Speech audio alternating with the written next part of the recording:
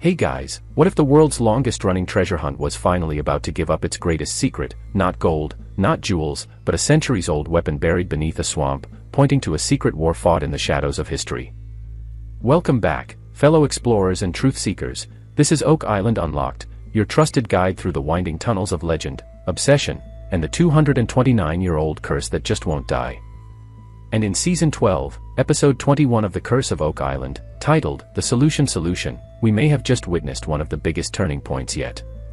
A deadly collapse. A mysterious object. And the shocking possibility that the long-lost Knights Templar, or their spiritual successors, the Knights of Malta, left more behind on this island than we ever dared imagine. First, let's remind ourselves what's at stake. Oak Island's curse isn't TV hype. 6 men really have died chasing this trove. Local lore swears a 7th must fall before the riches surface. Creepy, right? Yet it explains the desperate caution on Rick's face each time the ground shudders. Every borehole, every clang of steel could be the moment the legend snatches its final victim. But Episode 21 takes that risk and multiplies it. How? By targeting the solution channel, a natural limestone void 200 feet below the money pit. Think of it as a giant underground riverbed. You drop a vault into that yawning space, and it'll tumble who knows how far, lodging in darkness no camera has ever filmed. One wrong move and the entire pad could liquefy, swallowing $3 million of gear, or worse, a crew member. That's the tension humming beneath every scene this week. Let's roll back a few episodes. The Fellowship drilled 3 monster cans, RP-1, RP-2, RP-3, right on top of the 1861 dig known as Shaft 6. Back then, the Oak Island Association tried to hoist 2 stacked chests from 100 feet down. Instead, an ocean booby trap flooded the pit and the chests, allegedly, slid sideways into a tunnel. For 160 years, treasure hunters have dreamed of finding the tunnel intact. Rick was convinced Shaft 6 would deliver.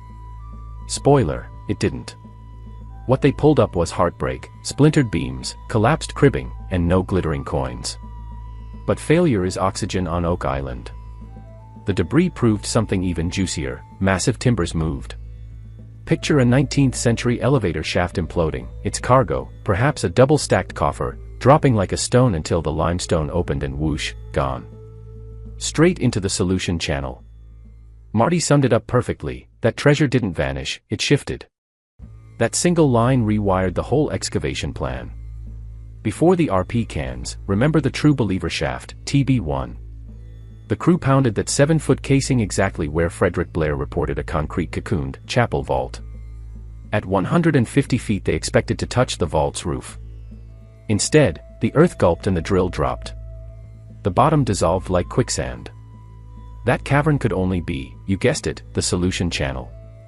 Here's the revelation: TB1 sits north of the money pit, while RP3 hugs the south margin. Both collapse toward the same void. Connect those dots and you outline a football field-long subsurface river capable of swallowing centuries of clues. Rick's verdict in the war room was blunt: go deep or go home. No more flirting with 120 feet. They want a can that punches past 200 feet, straight into the solution channel, the one thing hole, or TOT. If it works, it might intersect the tumbling path of both the Shaft 6 chests and the fabled chapel vault. One shaft to end them all. Sounds easy on paper. Reality. First they must stabilize 300 tons of machinery on a pad currently made of Swiss cheese. SB Canada will backfill, compact, and regrade for weeks. While the heavy equipment rests, Rick, Gary Drayton, and Tom Nolan pivot to the one place that never stops giving, the swamp. Cue Gary's metal detector wailing like a banshee at the north wall of the triangle-shaped mire. This wall of SUV-sized boulders could be an ancient dam. Tom's father, the legendary Fred Nolan, mapped something similar in the 1960s, and a 14th century chart donated by researcher Zena Halpern literally labels this spot the dam. Knights Templar. Coincidence? You decide. Gary digs, the camera zooms, and suddenly he's holding iron unlike any spike we've seen. Long, cylindrical, socketed at one end, flared at the other, almost like a sleeve that hugged a wooden staff. His eyes light up, looks weapon-related, maybe a ramrod guide. For the non-black powder crowd, That's the iron funnel used to push gunpowder and lead down a musket barrel, a tech staple from the late 1500s through the 1700s. Think about that. Muskets on Oak Island, centuries before anyone documented an English fort here. Whose gun? French privateers? Portuguese sea knights? Or a clandestine Templar cell protecting sacred cargo? Wherever this guide came from, it accessorized firepower. And firepower implies conflict. Let's step back. A dam implies intentional flooding, convert two coves into a swamp to hide construction scars. Build a cobbled road underwater, steer wagons off ships, unload crates. Gary has already pulled 1600s trade beads, a medieval lead cross, and Spanish silver from this quagmire. Add a musket part, and the picture sharpens. Somebody armed and organized labored here long before colonial settlers. Episode 21 leans hard on that hypothesis. During the find, cinematographers linger on the weapon fragment, overlaying quick cuts of Templar seals and Maltese crosses we've seen on Lot 5 artifacts. The subtext. A religious military order reached Nova Scotia, used cutting-edge engineering to mask operations, and left behind both riches and ordnance. If the solution channel swallowed the chapel vault, maybe the vault once cradled relics precious to those knights. Here's a darker twist. 6 searchers have died, in 1861, 1897, 1959, and 1965. All fell victim to sudden cave-ins or lethal water rushes. Could the very feature the Fellowship now chases, the solution channel, be the mechanism that guarantees tragedy? An enormous void under thin rock, disturb it, and the ceiling fails. Perhaps the builders counted on future looters punching through, only to perish under tidal surges. That animates Rick's fear and Marty's urgency. They have to outthink engineers who weaponized geology centuries ago.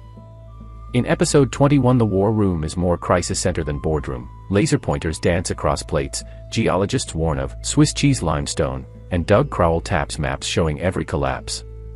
When they cite the TOT can, it's a surgical decision. 6 feet here means life, 6 feet there means death. This season's secret weapon isn't TNT or divers, it's ground-penetrating radar mounted on sleds gliding over the swamp's winter ice. Those scans now display in full-color 3D, revealing stacked walls, box-shaped cavities, even possible tunnels at depths between 8 and 15 feet. The stunning part? Many anomalies align precisely with the boulder dam. Geometry screams, man-made. Marty, usually the skeptic, actually grins. The data aligns with Fred Nolan's dam. For the first time, the brothers and the late landowner stand on common ground, literally. Production schedules suggest the pad will be ready just as Atlantic storms blast the island. Imagine pounding a steel caisson while nor'easters slam rain sideways. The show teases drone shots of cranes swaying like metronomes. Rick whispers, if we don't hit it this season, we lose 5 months. The curse is one thing, Mother Nature is another. Yet the Fellowship rallies. They christen the caisson TOT, the one thing. It's folklore now, drop TOT, solve the island. The phrase echoes around the research center like a football chant. Emotionally, it's brilliant. After a dozen seasons, you need a clear banner to march under. Fans can latch onto that single goal. Just when you think the episode's done, the editors slam a final hook. Did the Knights of Malta come to Oak Island? We could get an answer if we go to Malta, then let's go. Boom, new continent, new archives, new legends. The Knights of Malta are the Templar spiritual heirs, renowned for naval power and secret caches. Their 16th century stronghold was a labyrinth riddled with vaulted treasure cellars, eerily similar to Oak Island's own lore. If Rick and Marty trace a lineage from Maltese archives to Nova Scotia artifacts, the vault's contents may shift from pirate gold to holy relics, a narrative upgrade that would make global headlines. But let's zoom out for a second and address the elephant in the room. What if TOT fails? History is littered with shattered drills and empty shafts. If the caisson punches through and finds only slurry, critics will scream, money pit of TV budgets. Yet even that scenario would gift us hard data. A clean void at 200 feet would finally prove the solution channel's scale and direction. From a scientific standpoint, a null result can be just as powerful. It tells the Fellowship we're not to chase ghosts and forces the mystery to pivot elsewhere on the island.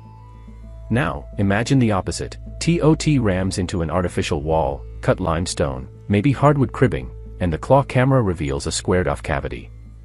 That single frame could rewrite textbook timelines on North Atlantic engineering. Medieval builders operating rotary tools 2 centuries before the first British colonists. The story wouldn't stay a History Channel curiosity, it would explode across academic journals, turbocharging grants and drawing in forensic archaeologists from Oxford to MIT. Oak Island would overnight transform from fringe legend to mainstream historical site, like Pompeii with muskets. Of course, there's an emotional toll hidden beneath the adventure music. Craig Tester lost his son Drake halfway through this odyssey. Jack Begley has grown from eager kid to seasoned digger with scars to prove it.